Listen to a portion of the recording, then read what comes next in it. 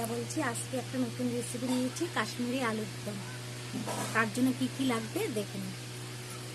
ওটা আগের থেকে ভেজে নিয়েছি, আর শুকনো লঙ্কা আর গোটা মরিচ, এটা সোমবারে গেল। জিরা, ধনিয়া, কাশ্মীরি লঙ্কার গুঁড়া দেবো। এখন দিয়ে দেবো টমেটো, কাঁচা লঙ্কা, আদা পেস্ট। এই রান্নাটা একদম নিরামিষ হয়, তো পেঁয়াজ রসুনের দরকার পড়ে না, এটাতে শুধু আদা যাক। একটা থেকে তেল বেরিয়ে গেছে, এখন কাজু বাদাম বাটা দিয়ে দিলাম, আর দই দিয়ে দিলাম, টক দই।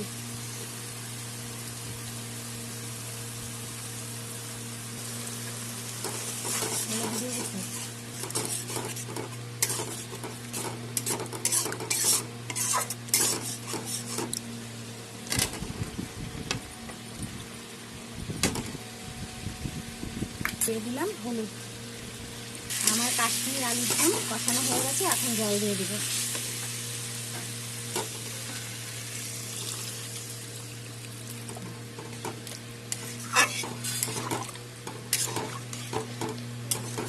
কাশ্মীরি আলুর দম হয়ে এসেছে, এখন ব্যালেন্সের জন্য অল্প চিনি দিয়ে দেবো, আর দেবো কস্তুরি মেথি।